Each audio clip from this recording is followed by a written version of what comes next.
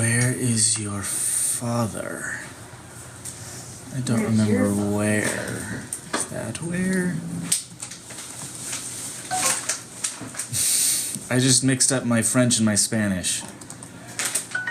Oh, maman has an N at the end. Ma fille mange des pâtes. My daughter eats pasta.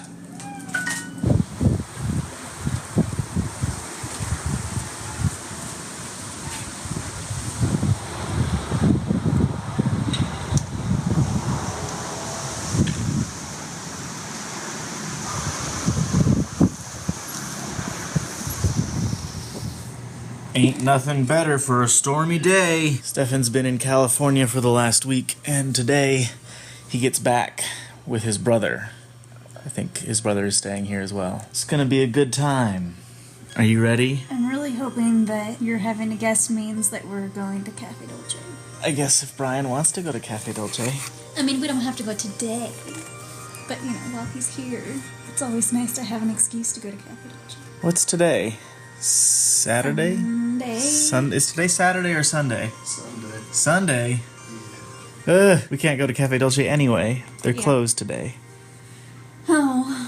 I think I just heard Stefan's car. me.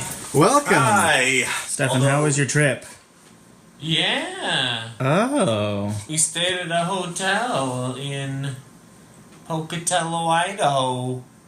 Holiday Inn Express. Great hotel. I heard you had a little car trouble. Oh, yeah. It turned out it was fine. What do you want to know? What did you do? I was on the freeway and I was trying to downshift into fourth gear and I downshifted into second gear. The engine revved up and my car lurched into halfway into the other lane, and then the check engine light came on and stayed on. The shifting was really rough and it was making hissing noises when it shouldn't be making hissing noises. And so I took it to the dealer and it was fine. Did they do anything to it? They just ran tests. They said it was fine, and then it's been fine. I drove another, 1,500 miles on it, so. Was it just like the car version of swallowing a little bit of liquid down your trachea? I guess. I don't understand how those symptoms would be something that would be that temporary, because it felt like something was broken. Yeah. And then the check engine light came on. If the check engine light isn't that serious, then what am I supposed to think? Maybe there should be a check engine light and then like the, oh my god, it's gonna explode light. You got to drive the car? I did. This is my second time driving manual. How was that? I think once you get into first gear, everything else is easy. Were you nervous letting him drive your car? I've taught a couple people now, and I'm sure there's some extra wear and tear on the clutch.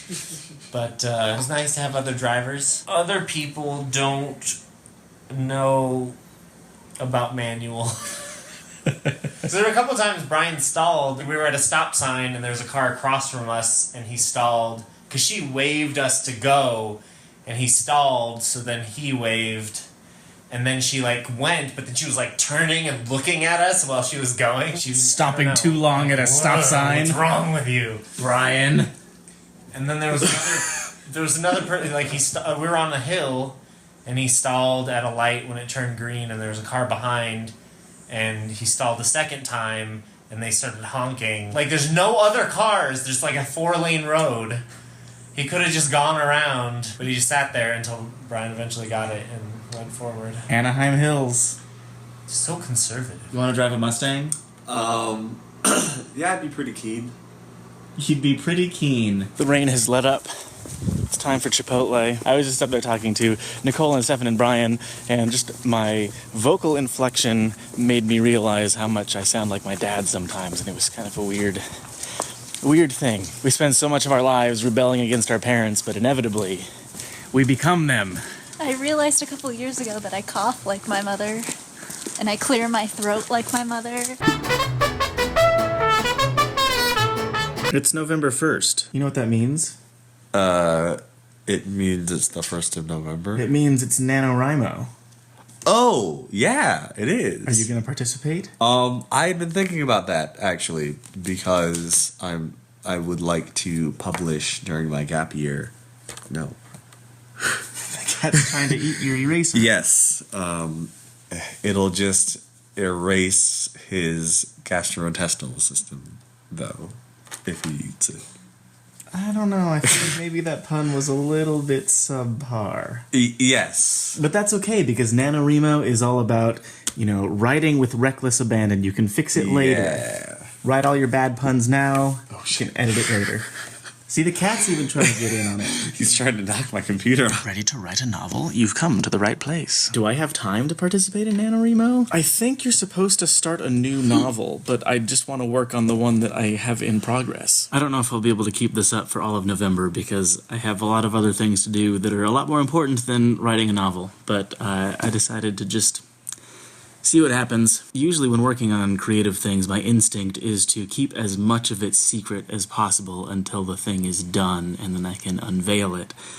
However, I'm trying to resist that temptation and just talk about the creative process as I'm in the middle of it. So the concept that I've settled on, that I like the most, is the idea of some kind of space vessel that is traveling through space, has something like 15,000 people on it, but no one on the ship is really sure where they came from, why they're on the ship, or where they're going. The obvious thing is that something happened on Earth, and so there's this colony ship that's being sent away to some other place, so that hundreds or thousands of years later it will arrive there, and then humanity can build a colony and start life anew on some other planet. There's also the possibility that they are leaving some other planet and trying to get back to Earth. There's also the possibility that they had left Earth searching for some kind of new home, but something went wrong and the ship didn't stop and just passed right by their destination and is now just flying off into infinity. What tickles your fancy, Brian? An idea that I've been playing with for a very long time that really interested me, and it was essentially Earth has grown to a multi-planet, multi-solar system empire, and they're currently embroiled in some kind of war that is depleting their resources and also depleting the amount of living space for their burgeoning population. And they discover a world that is inhabited by humans, and they have no idea how they got there, but they're stuck in a very medieval period. That's interesting. But it doesn't answer my question. Oh.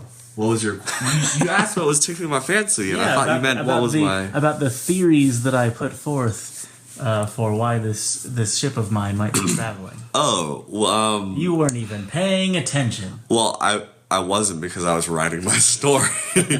So I think I've settled on this concept of a ship was supposed to go somewhere, but for whatever reason a malfunction happened and it passed their destination, so they're just traveling on forever and ever and ever. The ship is deteriorating because it was only meant to last for, let's say, 500 years, and it's been traveling for 1,000 years or whatever. So now I'm trying to figure out, if you find out that your ship has no destination and it's just flying, what do? The government entity that built this ship in the first place, did they give humans aboard the ship the option to override the controls? If your number one goal as this government agency is to make sure that humanity survives at all costs, so you don't want any human interaction, the computer is always going to know better. Well, the computer will at least direct them to the location that we sent them in the first place. There's always some fear of internal rebellion where people will